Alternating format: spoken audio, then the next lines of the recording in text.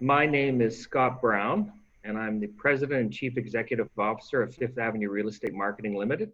It is my pleasure to be your moderator for a panel discussion, a digital panel discussion. Fifth Avenue has been involved in multifamily residential for 40 years, and we are active in the suburban markets that have similar characteristics to Greater Victoria, also in the Okanagan, and of course on the island. So happy to be here today. Today's panel is really intended with a very simple purpose, is that all of us are in a very dynamic market environment. Unprecedented is the word used a lot, and I don't think it's a cliche. And so we're trying to help share diverse perspectives from different and diverse perspectives to help you shape and inform your opinion of what to expect in the world that we're in the short term, and looking through, keeping our eye on the horizon and looking at 2021. Today's panel discussion is brought to you by #MyBelmont, the wonderful master plan community award winning here in Langford, and I'm hosted there today.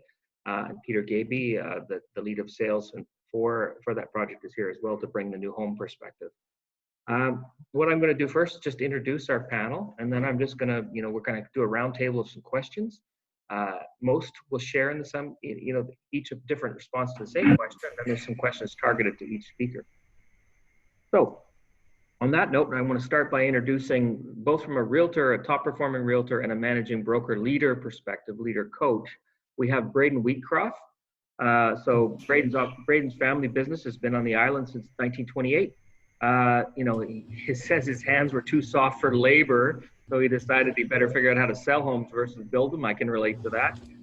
Been a licensed realtor for 11 years, and he's also the broker owner of Remax Camosun, and he's a certified business coach. Host on the RI's podcast, and really loves helping realtors build their businesses. And he does provide a very unique perspective of that of both a realtor and a leader. So we'll welcome him. We also have Sean Levesque, top performer as well, realtor for 7 years, works with his father, Roger, which of course Troy knows Roger. They're a Victoria Family Real Estate Team is the name of their team. And Sean's very active and looking forward to getting outside, enjoying the wilderness, using his UTV. And so with his off-roading experience, he's probably very much used to the market conditions we're in and how to adapt and bob and weave. So we have him, and he's also going to talk not only from a real estate perspective, but provide some insight about real estate investment and climate. With everything going on with CMHC, our business is so dependent on financing. We thought it was really important to get a leader in that regard in mortgage brokering. We're lucky to have Troy Perry with us today. He's going to provide that residential mortgage specialist, bank, lender perspective on what's happening and what to expect as well. 30 years in financial services, 20 years as a mortgage specialist. About $1 billion he's done in funded mortgages. And I think what he's probably been missing most, a fun fact, is that he's wasn't able to finish the season with his daughter's Pee Wee girls hockey team. So we've got some specific questions for him. All right, well, let's get after it. I mean, the first thing we want to start with is, and all of us probably have unique stories on this, what was the immediate impact? Lastly is Peter Gaby, obviously well-known DFH, new home sales. He's the partner leading the sales here at that. Peter does provide that new home sales perspective. So maybe what we'll do is we'll start with you, Sean. What was the immediate impact on what you do of COVID-19? And I'm going to focus on the lockdown and specifically in March. So what was your immediate approach, and how did you adapt recently with those relaxations? So immediate actions and relaxations. Well, the first thing was, everything stopped. So no more open houses, didn't meet clients. People were scared sellers were scared to let strangers into their house to look at it because they weren't sure of the virus. No one was when it first happened. Buyers were scared, and some are still scared of the market. They don't know what's going to happen. I've got some buyers who have pulled out and said, you know what, we're going to give the market a couple of months here to figure it out because they can't see what's going to happen. And sellers have now relaxed, especially here in Victoria. We had the fewest cases in Canada, so it definitely helped our cause as an economy and a real estate. So it didn't affect us too much. But going forward, how I've adapted, still working on it because we don't have open houses. We don't have networking events right now that go meet, interact, go out for lunch, and build a conversation. So uh, building your networks definitely changed. Learning how to get those new leads, how to meet those new people, and interact with each Okay, thanks. Braden, so immediate impact on your business and your recent adaptations with the relaxations that have sort of Brown next has come into play. Yeah, so this all started like 8 years ago, right? That's what it feels like the last 90 days. It feels like it's been a lifetime. First of all, I just want to say thanks so much for having me on here. I'm really excited to share my perspective with everybody, and I hope everyone watching this, whether it's now or afterwards, is safe and happy and healthy. Can't wait to get our businesses back on track. Every Wednesday, we have a sales meeting at our office, and on March 11th, I remember the VREP sends out the things to know memo about an hour before our meeting goes. So I always scan it before we head into our meeting to see if there's any current events I should add to the agenda. And the board published this FYI, basically said, hey, there's this thing called COVID-19, coronavirus, et cetera. Like just, we're still doing our in-house training. We'll let you know if anything changes. So I made a point on March 11th of mentioning it to our agents saying, hey, just be aware this is a thing. Well, I'm not kidding you. March 18th, the following week, I was hosting the sales meeting by myself in our office, and we had shut down the front doors of our office. We'd had some of our staff start working from home, and we set on what was about an 8 to 9 week process of closing down our offices slowly, because for us it was really important. We were trying to strike that balance between sales and service. Safety and service, and I guess sales too. So I would say we hit the last part of our closure phases in about the first week of April. And since then, we've been slowly reopening our offices to the point where this week we announced our fourth phase of openings, which now our staff are working here. Our doors are unlocked. We have contact tracing procedures in place. But honestly, when I got into the brokerage business, I must have forgot to grab the book on how to handle a pandemic, because it's been a week by week thing, and I'm really proud of our team. I think people have stepped up. We haven't been perfect through it, but it's been a whirlwind the last few months. How about you, Peter? How did it affect new home sales market? Well, for us, I think here, home sales, dropped off dramatically, like everybody. But we were very prepared. We're in a digital world here, where we shut our doors here. Of course, we did Matterport in previous in our previous phase. So we got on the Matterport right away. We did the presentation center. We did the show suite as well. We got that out to people. When people registered, that's what they got. And here's our process of handling you. And we've also got the Avesto system here, which is, as Scott, you say, it's like DocuSign on steroids. It's the full inventory system. So people don't actually have to come here to write a contract. They can view everything online and right in their own living room. The funny thing is that we saw a lot more registrations coming in. I think a lot of people were at home scanning the real estate market. They were registering with us, but they really didn't want to interact with us too much. But they're slowly but surely coming back right now.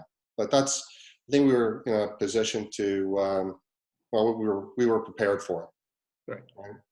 Okay. Troy, how about your business? My business changed dramatically when COVID hit. We were told immediately to go home, don't go to branches, don't see clients, which is contrary to what we've been told for the last 20 years. Is we had to meet every client in person and confirm their ID and make sure they are who we are, which I like. I really like talking to them about their family and the housing, and then just go to my basement office and shut the door and do everything remotely. So it's changed is the technology side of things and how we're doing the business. I still want to get back to meeting people in person and branches when the time is right, but it has launched us forward 5 or 10 years technology side. One of the things that we've done with our team both at our home office and all of our various sites, including Victoria's, we've sort of struck in the word normal from people's language. And there was this desire almost to get back to normal. And we've said that we didn't think it was healthy. I'm really impressed with all of you and how our teams have adapted to this. And I think we're not really talking about what's normal and getting back to normal. We're just trying to prepare for what's next. With that in mind, I'm going to ask each of you a question again. What is your biggest challenge or concern going forward from this point through 2020? Or maybe I'll start with you, Troy. My biggest concern, yeah, it's going to be what the future is going to unfold when that second phase just comes around for us. Right.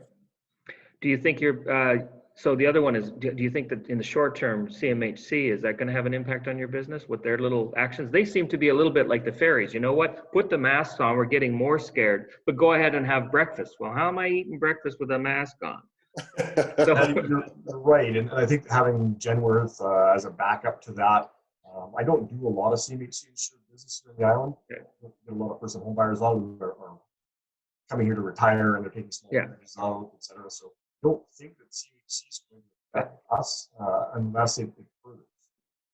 Yeah, we don't see a lot in the news side, and I'll get Peter's opinion on this, but we do find that things like that get so much media that it affects consumer psychology, and consumer psychology was just getting hammered.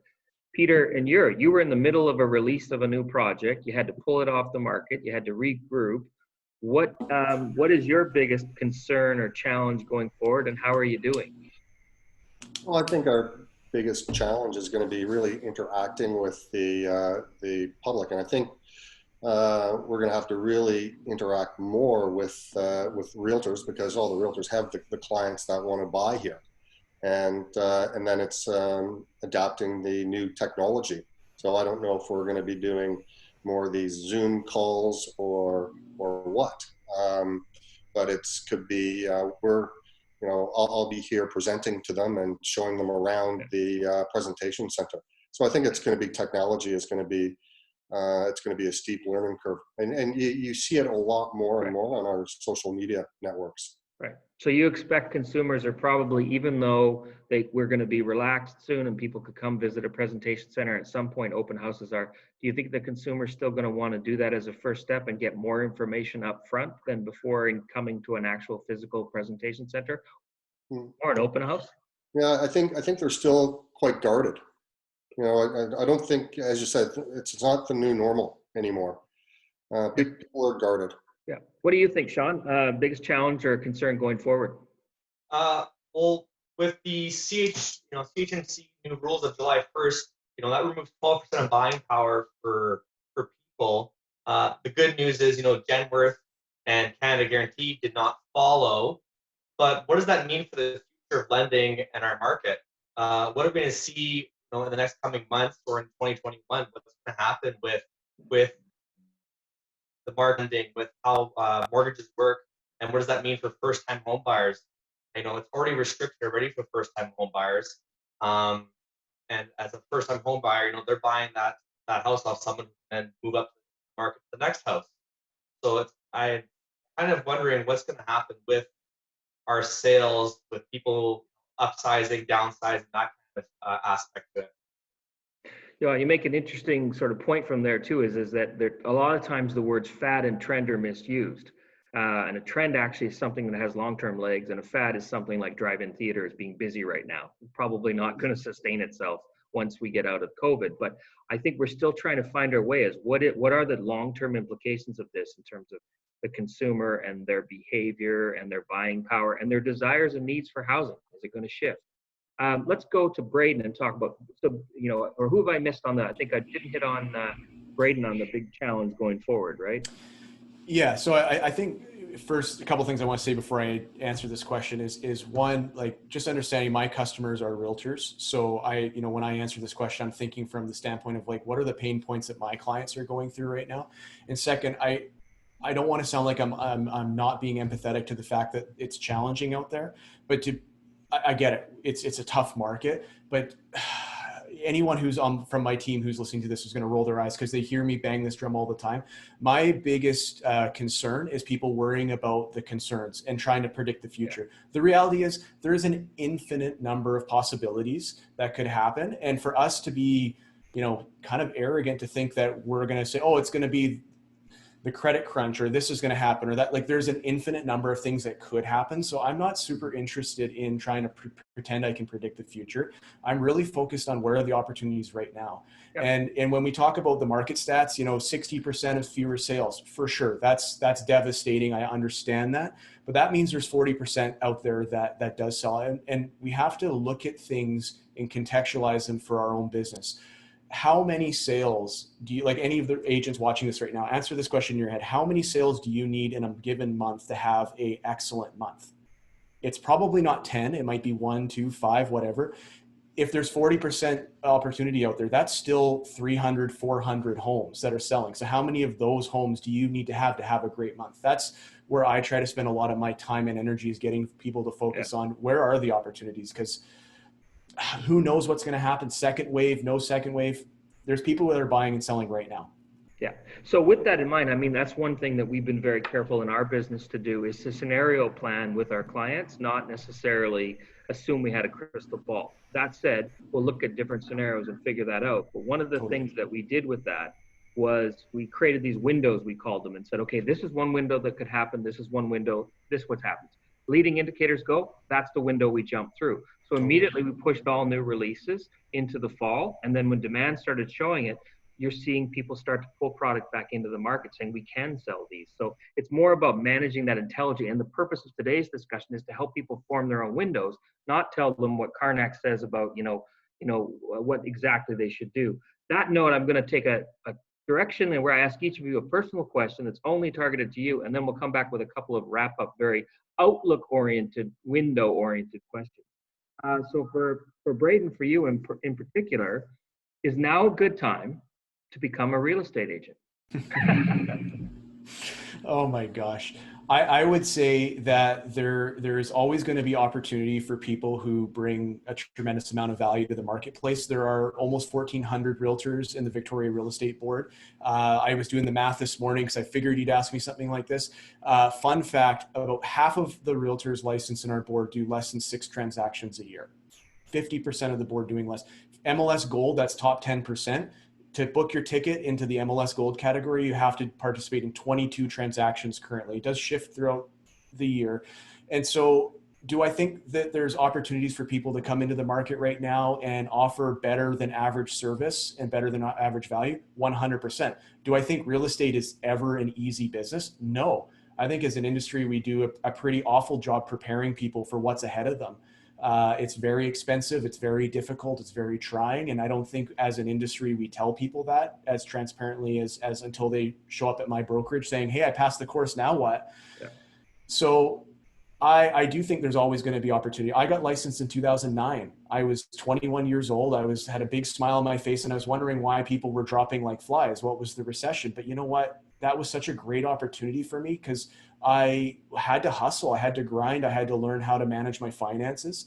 And when the market recorrected, balanced, and started picking up, I was in a really good position. I think this is a type of market that good habits prevail and are going to be things that are going to set people up for the next 5 to 10 years of their career. Yeah, we've seen that in our business too. That right, one of those good habits you talked about is just staying connected to people and following up regularly as well. Let's go to Sean. So Sean, and I see that Jeff Shaw has asked a question. That's fantastic. I'm going to let Peter address that when he kind of comes back because I think you're going to like his answers, but I don't want to kind of get off topic just yet here. Sean, so investors, do you think what's going on is going to diminish? Immediately, what we saw in some markets was investment demand screech to a halt because it's more logic driven than end use driven. What do you think? The investors been looking for blood in the water, and I don't think they found it.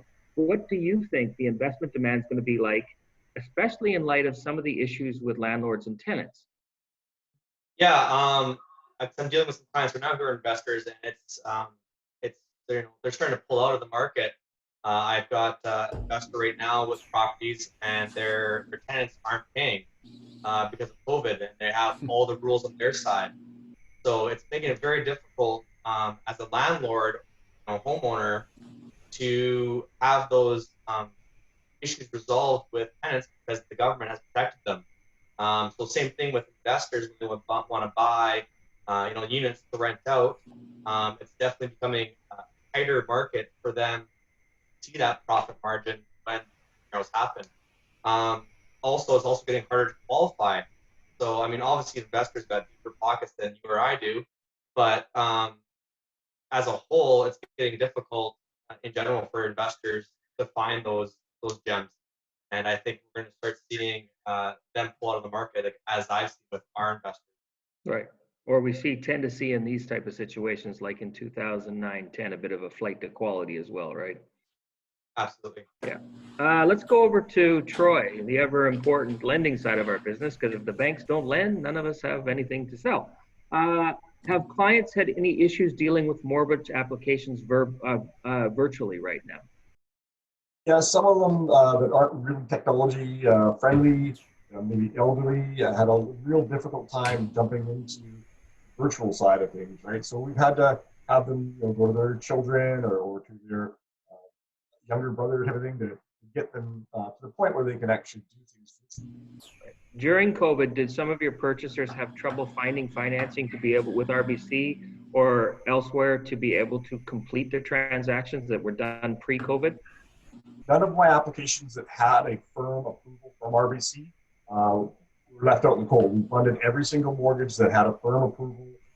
Even if we were approved 24 months out, we still have the RBC preferred builder mortgage program in place that protects the people. We don't re-adjudicate it 9 days prior to completion. Okay. So next question's for Peter. Peter, is anyone buying new homes right now since COVID and reopening? And if so, who's buying and why? Well, we just released our first phase, and we're breaking down Belmont East into phases. And our first release was 15 homes, of which we've sold 85% now.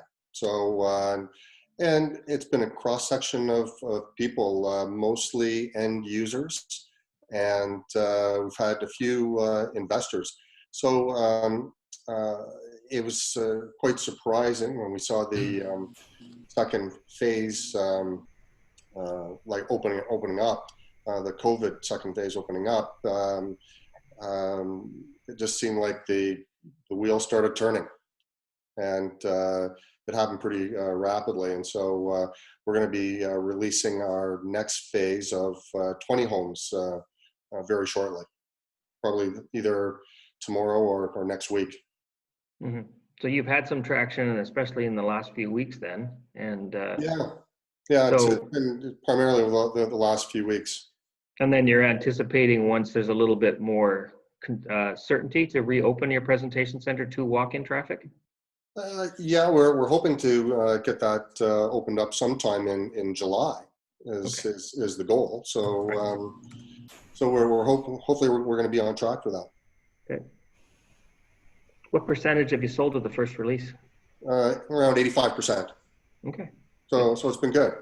Okay, we're going to finish with Peter, just because this was sponsored by Belmont. After we do the outlook, he can just give a bit of an overview for those who want and encourage people to come down. We do have some prizes to draw. I believe Jess's question is directed to Peter, but why don't you look at that first and make sure we're clear on the question. I'm going to ask each person the next questions, and we'll finish with the Q&A like that, okay? Okay. So again, in the spirit of Braden, no crystal balls. Everybody's entitled to an opinion, but let's try to help everyone shape their opinion. 2 questions. What's your outlook to the end of 2020? And what do you foresee in terms of market in 2021?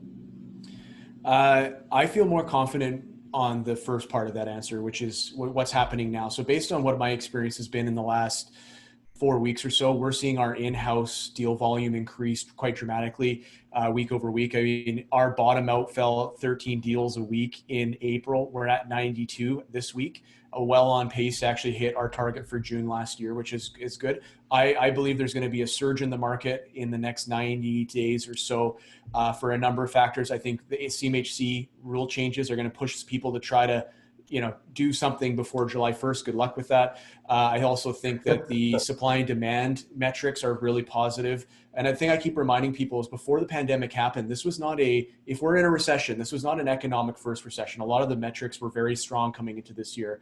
And so now as we all return to work in some form, I think there's a renewed sense of optimism.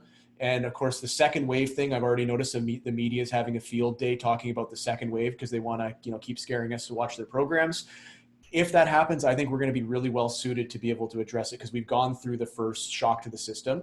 And so I'm very optimistic for volume. Are we going to beat 2020 over 2019? I have my doubts about that just due to some people who've lost their jobs and whatnot. Having said that, I do think we're going to have stability. I'll just share with you one quick anecdote. In the last 2 weeks, I've had at least 4 realtors now in my office tell me that they've received calls from clients in Ontario that have had the following conversation. Hey, I've been following the news, province to province. BC's doing really good, but Vancouver Island's doing excellent. I want to move my family there because it feels safer. Like, holy smokes. Like, that's actually now another reason for people to move to Vancouver Island. So I don't know. It's closer I think to get to than New Zealand. 100%. I think the more west that we get, the better the news looks. Yeah. Shout out John, to Bonnie Henry for that, by the way. Thanks. Exactly. And great story on her in terms of the New York Times. Amazing. Sean, so what's your outlook for the remainder of 2020, and do you have an outlook for 2021? Yeah, Brandon, a good point there. I was going to touch on that. First off, life goes on. But then we're on the island here. We had the lowest rates, infection rates or COVID cases in the country. So we might see an influx of people wanting to move here. They feel safer. Plus, Victoria is a beautiful place, right? Everyone wants to be here regardless. They're moving from Ontario, from anywhere out east, to get away from the snow. For 2021, it's going to pick up. We're going to see the coronavirus in our rearview mirror. It's going to be behind us. Plus, the Western communities where Peter is selling my Belmont, we're the fastest growing community in Canada. So this only means sales are going to continue on. Plus, right now, the military has frozen all moves across the country. With Victoria having the second biggest base in the country, once those freezes stop, we're going to see a big move in military transfers, which will obviously spike the market again. With having, like I said, the second biggest base in the country, there's a lot of numbers that will be moving out east or east here. Yeah, just to chime in on that, there's a couple of, like, when we talked about fads earlier and trends, one of the trends that it's a trend, not a fad, is, I hate to say it, but death and aging. Okay, we still have not experienced the full extent of the single largest aging of a population and the transfer of wealth that goes with that. And what we're seeing is more and more parents wanting to help the children now versus wait for an estate to deal with it. And I think that the Okanagan, from the research I've done, and Greater Victoria are posed for a major exodus out of the Lower Mainland, and particularly from Metro Vancouver, whose density concerns of living in a higher, denser area are causing them to seriously question if they want to age in Metro Vancouver around a more dense population. So we'll go over to Troy. Troy, what's your business going to look like for the rest of the year in 2021 in terms of lending? I think we're going to see a very strong finish to this year. Whenever we see rates trend down and trend down fast, typically what happens is you see an uptick in people buying. Lower rates, these lower mortgage payments, it's more attractive than renting. So right now, with people having problems renting and rents going up, buying is a very good option for people. So I think we're going to see a very strong finish to this year. Look at the real estate market as a bicycle chain. Once the first link gets going, it just keeps going. So I think we'll see strong fall and hopefully a real strong start to 2021. Okay. The crystal ball is perfect. Peter, I'll target the question a bit for you in terms of, I have heard that the downtown Victoria multifamily market has been a bit more impacted than, because of partly price point and more luxury product than suburban markets like Belmont. What's your view on that? Do you expect that what do you expect the downtown Victoria market to be like in the next 6 months? What do you expect it to be like where the suburban markets and the affordable product is? And then what's 2021 look like for both? Langford and the West Shore, and also in terms of downtown Victoria. Well, for downtown, I think it's always going to be a bit of a struggle. It always is with the council there, mayor and council, to get projects through. We're not seeing, well, you're going to have, a couple big ones that are going to be coming on board. Dockside will eventually come back to life again. I think that Bayview will hopefully get picked up by somebody, and that will come to life, but that's not going to happen anytime soon. So I think we're sort of a little bit of a standstill, and I think you're right with regards to price point. That's a bit of a stumbling block, and we're seeing a lot more people coming out to the Western communities. And as Sean was saying, it's the fastest growing community in Canada. So we're seeing a lot more people coming out here, and with the new interchange, it's like you blow past there and you're in town like right away. So it's not really a stumbling block. What I think for the balance of this year, I agree with Troy. I think it's going to be quite a strong finish. This month is going to be quite interesting in the stats. We were just discussing it prior to this meeting. And I think, Sean, you were saying it was like we had 792 sales in 2019. We're just shy, as of this morning, of 400. So if we keep on track, we're halfway through. We're going to either, break even or just, we're going to be hovering around 2019 numbers, I think. Yeah, and that was interesting. We talked about this morning between here and Metro Vancouver. There's rumblings from the early sales reports that it is quite possible that actually June sales could be on par in 2020 with 2019, or the reduction could go from kind of 50 to 60% to less than 15%. So it's going to be it's really dynamic, that's for sure. It'll be very interesting to get those stats in just a short while here at Canada Day and see where we're pegged for June.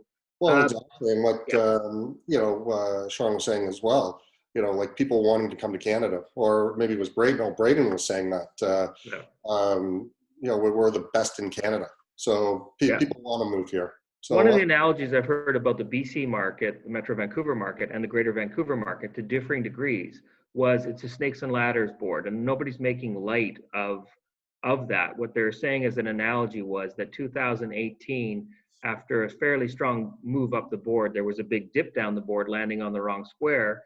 By 2019 July, we were starting to climb up that board, and without COVID, we were probably going to have a very strong 2020. Oh yeah. And then that happened.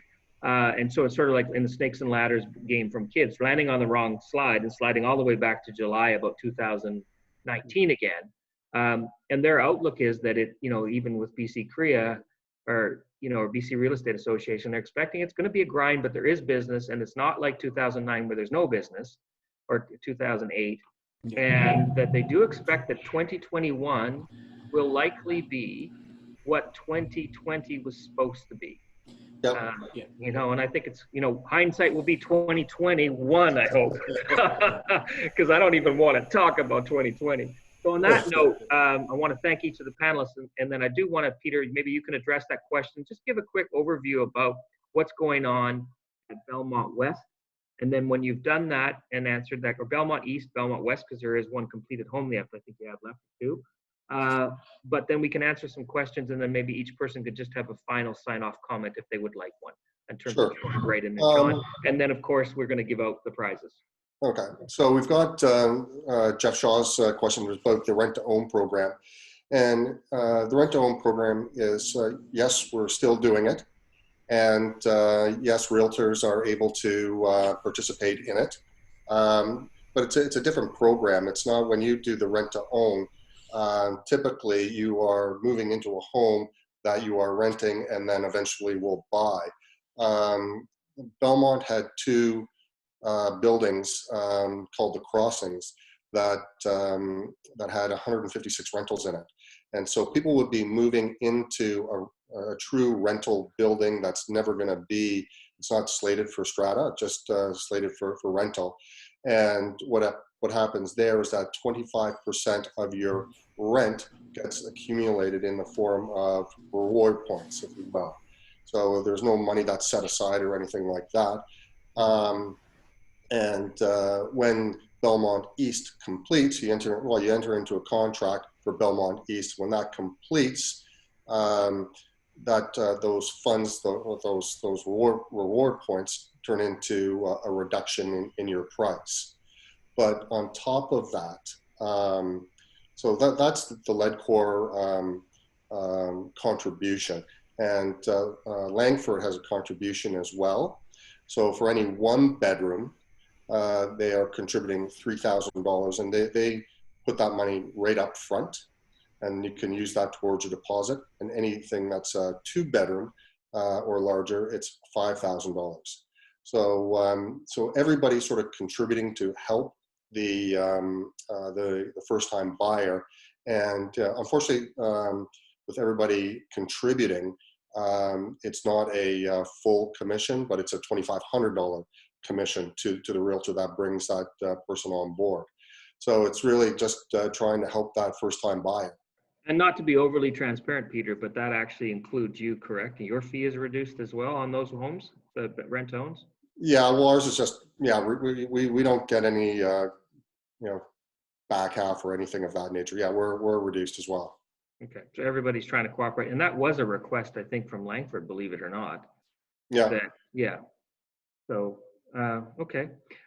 So we're going to have the draw. They're going to bring you the names to read right now. They just did the spinning here.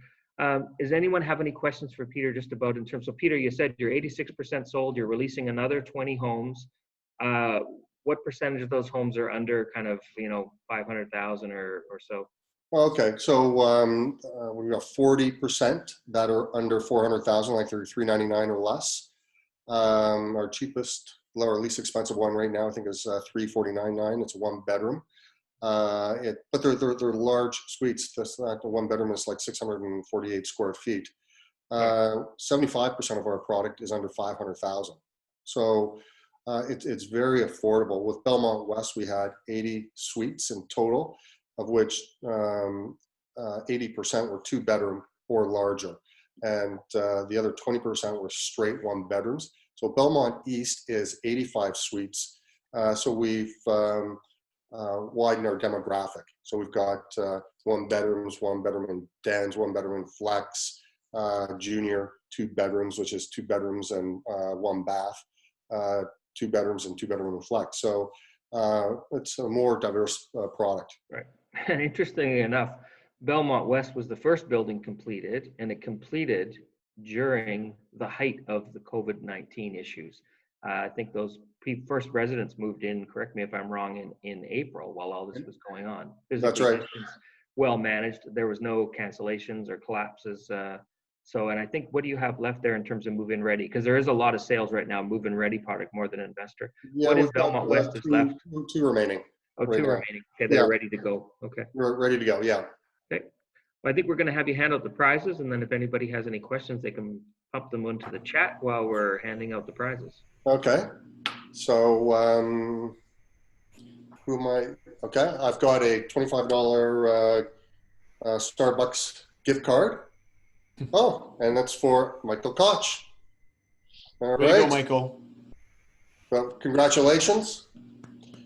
We've got another $25 Starbucks card, and it's for Tammy Sharp.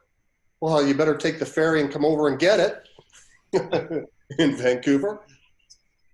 Okay, and here's some randoms. This is for Mode Pizza, and that's Suzanne Mitchell. It's a $25 gift certificate as well. And who else? Another $25 pizza. And this is for Susanna Crofton. Nice. Okay. Okay. Well, you can pick them up at the presentation center here. Tammy will, I'll give it to Scott because he's over here in Victoria, and then you can take it back to her and she can pick it up at your office if you like. And everybody else can come to Belmont Presentation Center, and we're open right now not open to the public, but Ashton is here from 9 to 5 or 9 to 4:30. Yeah, Monday. What days? Monday to Friday. Okay, so appreciate everybody's attention. We're going to close with giving the last word to not Peter or myself, but to Troy, Perry, and Troy, Braden, and Sean. So any last words, Troy? No, not really. Thank you very much for having us on this. It's great. Thank you. Okay, and people know how to find you, right? I'm hoping so. If you Google my name. Okay, there you go. Braden, any last words? How much time do I have? You can take as long as you want. We'll Okay. just watch everybody bail out as if you're not Okay, interested. here's what I'd say to, because I think we have some consumers on here as well as realtors. I would just say that as we're heading into these continued unprecedented times, for me, my North Star that helps me sleep at night, that helps me get up every day with confidence, is that everything organizes into 1 and 2 categories. Category 1, things we can control. Category 2, things we can't. I try to spend as little time as possible thinking about the things I can't control. If you're a home seller or home buyer, what can you control? You can hire an excellent realtor. You can follow their advice. You can make sure that you're doing everything you can to be competitive in this marketplace, because there are homes that are selling. If you're a realtor, you can call your clients, you can upgrade your marketing, you can offer better service, make sure your business is ready for virtual. These are all the things that if you just do those things, I guarantee you will put yourself in a position to be successful while everyone else is worrying about trying to predict the future. Yeah. You know, ironically, it's times like these that people don't understand where greatness and excellence is developed so you can benefit in times not like these. There's a lot of people that have been in certain markets that were order takers that thought they were hot shots that are getting humbled right now. And the diligent ones are going to rise. The cream does rise to the top for sure. Sean, last words? Yeah, absolutely. You know, life goes on. We can't predict the future, and that's what I tell my clients. You know, they say, "Is it a good time to buy or sell?" And I said, "Well, you know, you make your own decisions. I'm not going to tell you what to do. I give them the information I have, and I guide them as best I can. Say, here are the facts right now. Worry about the facts right now and make a decision on that. Make an educated decision based on what you know. Don't predict or try to predict what's going to happen next year or in 3 years. Do what's going to happen now. Go from there. That's the best way, like Braden was saying, to manage your life, to manage your business. Focus on today. Focus on what you know. Thank you very much, everyone, for the opportunity here to talk. Great. I got no other words. Perfect way to end. I couldn't say it better myself. So thank everyone. We will put this out as it says in the chat for people that want to have it. Send it by social media. And again, we're looking forward to. One of the things that I would just as a closing word say that there are certain things that are going to become part of not the new normal, but the way things are done. And I also think that when I was writing an article about it on the weekend about working from home, and someone asked me about telecommuting, I was like, what the hell is that? Like, that's a 1970s term. But the whole point with that was that there are certain behaviors that we've learned through this that we will not want to go backwards on. And I think the Zoom communications and things like that are going to continue where people don't always have to travel and we can engage in this forum. Can you imagine trying to do this by conference call 10 years ago, right? So in some ways, the silver lining I'll leave it with, and there always is one, is that if there was ever, there were always worse times that this could have happened than now. The technology has enabled us to continue as professionals when we might have completely shut down 10 years ago. So on that note, you know, look for the silver lining in this, and we wish everyone a healthy and well summer. And we're here, you know, here to serve, here to keep you posted, just in terms of any questions you have about what we're seeing in the market trend. Thank you so much for your time. Thanks for having me. Good luck, everyone. Thank Be you. healthy.